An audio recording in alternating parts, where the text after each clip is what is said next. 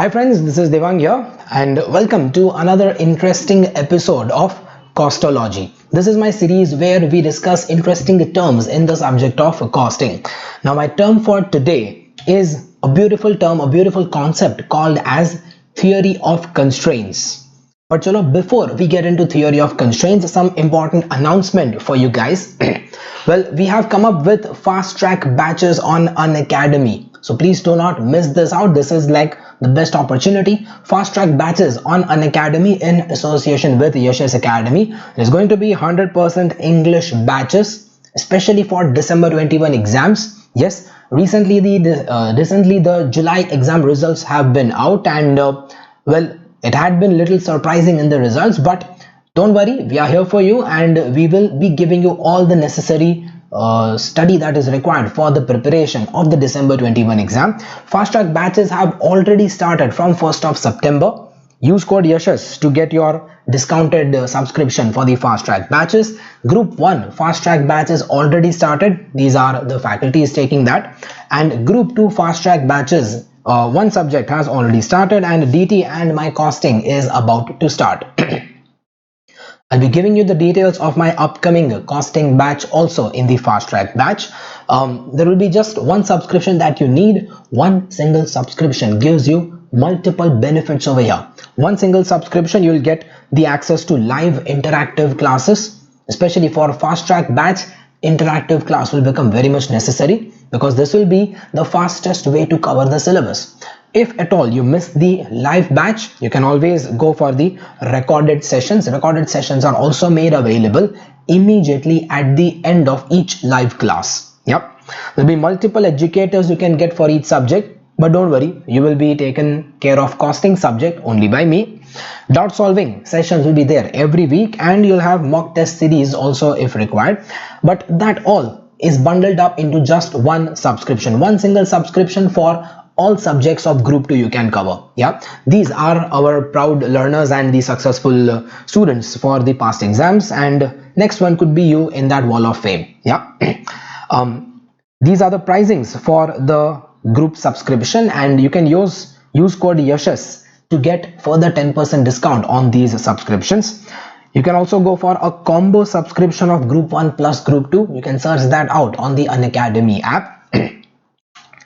And my session for the fast track batch, my sessions for costing are supposed to be launched on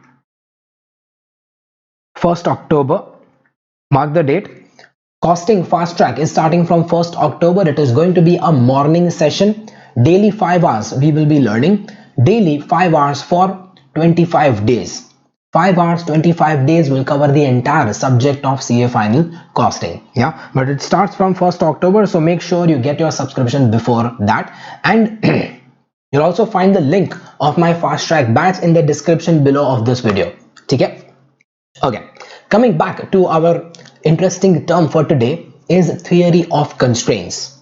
Now the word constraint basically means a bottleneck. A month before, I'd also given you the video regarding what is a bottleneck. Yes, we covered the term bottleneck in this same series of Costology. So you can refer to that bottleneck video, 10 minutes video, to understand what exactly is bottleneck.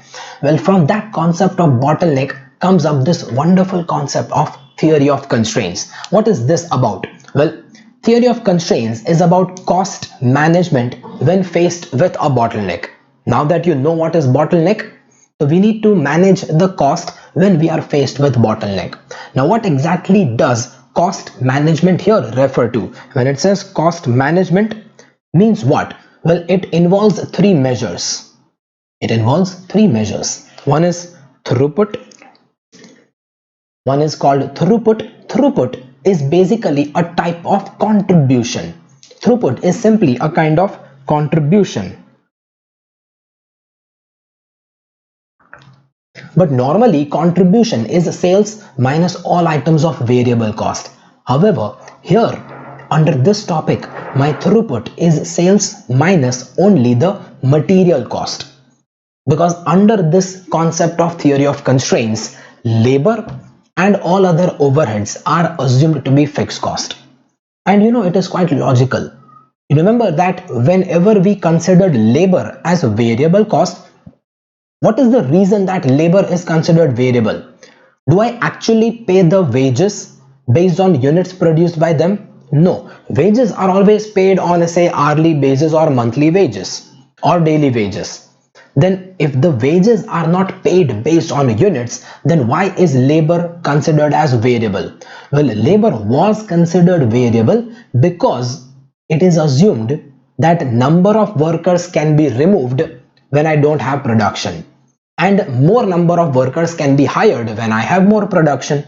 Yes, so depending on my production units, I can hire more workers or I can remove workers. That is the reason why labor was considered variable.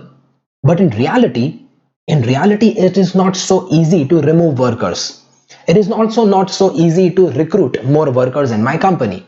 So because of that real life difficulties, this concept believes that labor must be considered like a fixed cost.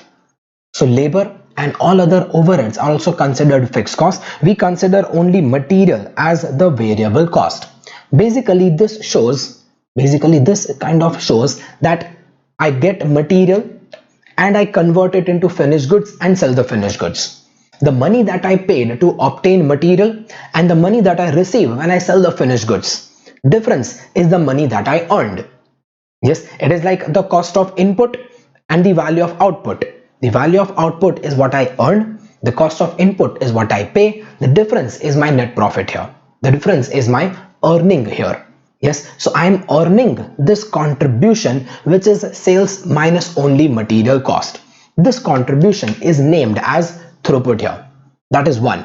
Second concept involved here is investment. Now, in order to earn this throughput,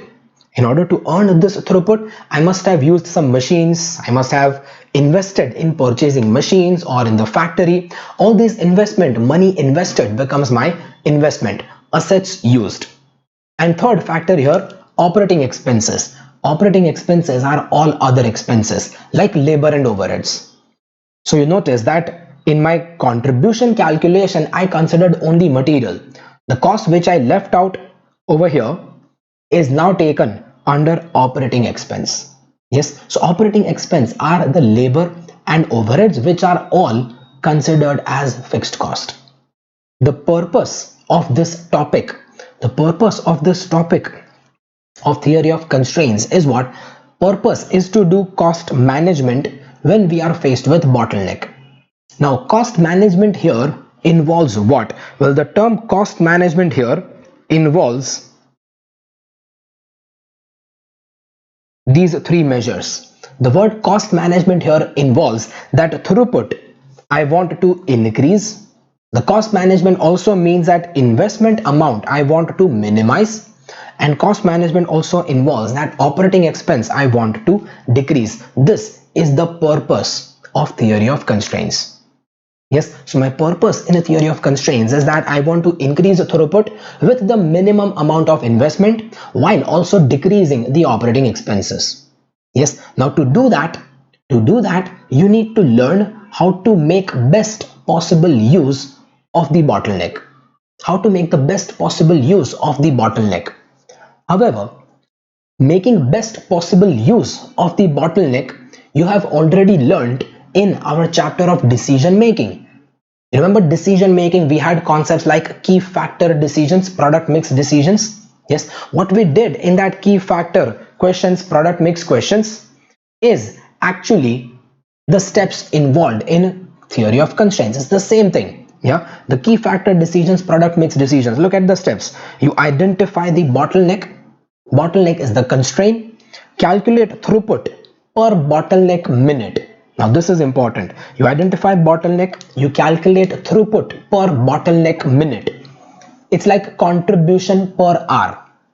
Remember in key factor questions, we used to calculate contribution per hour. Same way, here you identify contribution per minute, throughput per minute. It indicates that in 1 minute, how much throughput did I earn? In 1 minute, how much throughput do I earn in product A, product B, product C, and so on.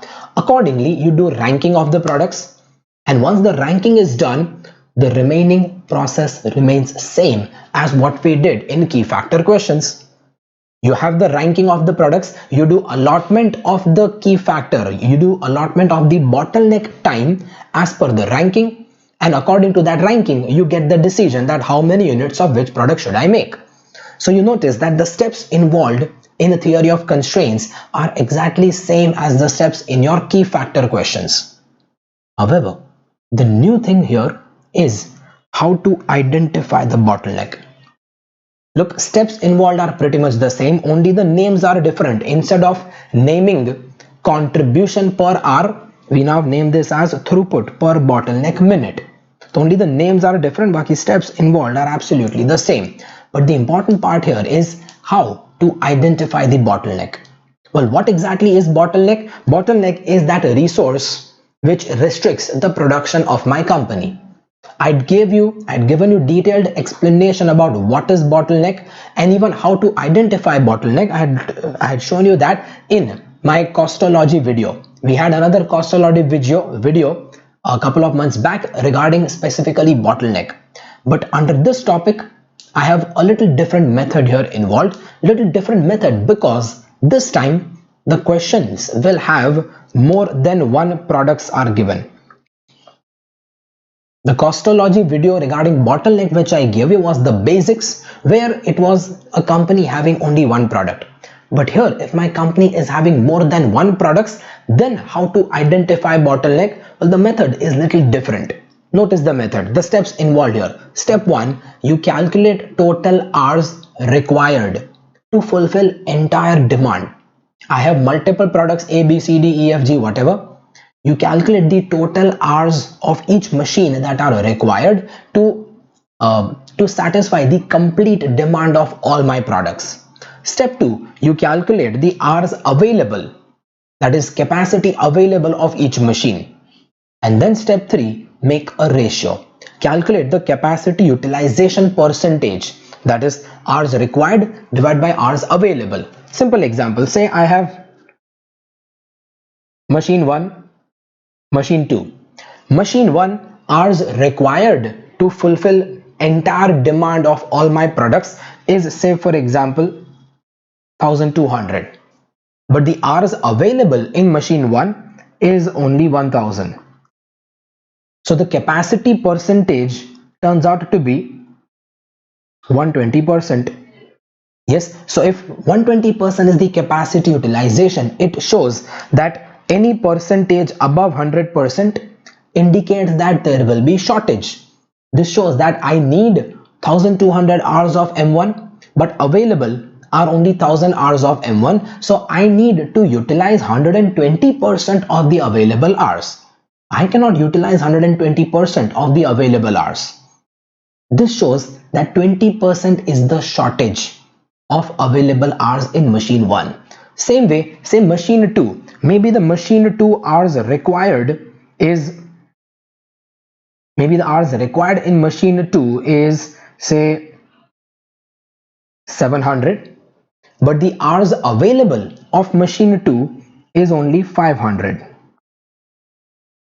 If the hours available in machine 2 is only 500, hours required is 700. So now if you convert this into percentage, it turns out to be 140%.